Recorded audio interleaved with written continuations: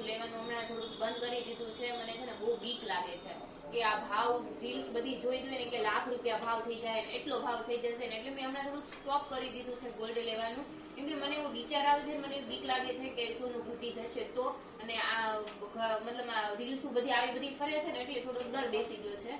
બેન, રીલ વાળા છે ને રીલ જ બનાવશે, પણ એને કે કોઈને સોનાના પ્રોપર ભાવની ખબર હોતી નથી. ભાવ ઘટશે કે વધશે એ ખરેખર કોઈને ખબર હોતી નથી. આખી દુનિયામાં સોનાની માંગ વધે તો સોનાનો ભાવ વધે, અને જો આખી દુનિયા સોનું વેચવા માંડે તો સોનાનો ભાવ ઘટે. આ વસ્તુ છે. પહેલી વાત તમે એ પકડી લો. બીજી વાત કે બેન, તમે જ્યારના લગડી લેવા માંડ્યા ને અને તમે લે વેચનું વિચારો છો ને, એટલે તમને એવું લાગે છે કે વધશે તો વેચી નાખું, ઘટશે તો હું લઈ લઉં. એના કરતા તમે ઘરેણા લેતા હતા પહેલા, ત્યારે ક્યાં આવી ચિંતા હતી? તમે 2 વર્ષે 5 વર્ષે 10 વર્ષે સોનાનો ભાવ જોવો, એટલે અમે તમને કાયમ કહીએ છીએ કે સોનું છે ને આજે લઈ અને તમારે 5 વર્ષ 10 વર્ષ ભૂલી જવાનું છે. પછી એનો ભાવ 100% વધેલો જશે.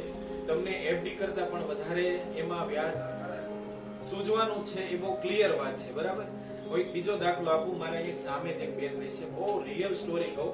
150 ગ્રામ સોનું બેનને વેચવું હતું, અને પેલા બેન આવીને કીધું મારે 150 ગ્રામ આ સોનું વેચવું છે. મેં કીધું બેન, આજે ભાવ જે છે એ 87-88 હજાર નો ભાવ છે, તમે ચિંતા નહીં કરો, સોનાનો ભાવ કઈ વધવાનો નથી. કે મેં રીલ જોઈ છે 55,000 50,000 સોનાનો ભાવ થઈ જશે.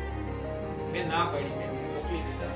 ઓપર પછી બેવ કપલમાં આવ્યા કે ભાઈ સોનું વેચવું છે, મેં ના પાડી. પછી બીજે દિવસે સવારમાં આવ્યા કે તમારે લેવું હોય તો લ્યો, નહીતર હું બીજે આપી દઉં છું. આવી વાત કરી એટલે મેં સોનું લઈ લીધું. 87,000 નું સોનું લીધેલું, બીજે દિવસે સાંજે 90,000 થઈ ગયા. અને બેન ત્રીજે દિવસે આવ્યા કે ભાઈ મને ઊંઘ નથી આવતી, હવે મારે પાછું સોનું લેવું છે. તો તમારે બહેનોએ બહુ ખાસ નિરાંતે વિચાર કરીને સોનું લેવેચ કરો છો, ના નથી, પણ તમે નિરાંતે વ્યવસ્થિત ઘરેણા લ્યો અને 5 વર્ષે 10 વર્ષે એને વેચવાનો વિચાર કરો. એ પણ ક્યારે કે જમીન મકાન લ્યો છો કે કોઈ એવો પ્રસંગ આવે છે ત્યારે તમારે સોનું વેચવાનું, બાકી વેચવાનું નહીં. તો તમારે તો જ તમે ફાયદામાં રહેશો. આજે લઈ જાઓ ને આવતા મહિને કે આવતા વર્ષે વેચવા આવશો તો તમને નુકસાની થવાની છે. એના કરતા આપણી જે જૂની પેટર્ન હતી એ પેટર્નમાં તમે આવો તો વધારે સારું. કે ઘરેણા લ્યો કે લગડી લ્યો, કાંઈ પણ લ્યો, 2 વર્ષે 5 વર્ષે 10 વર્ષે નિરાંતે એને વેચવાનો વિચાર કરો. ઉતાવળ નહીં કરો, અને વ્યાજે પૈસા લઈને તમારે ક્યારેય સોનું નથી લેવાનું.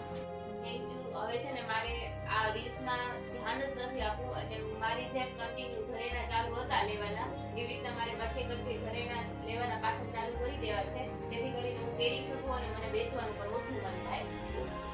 સરસ. જય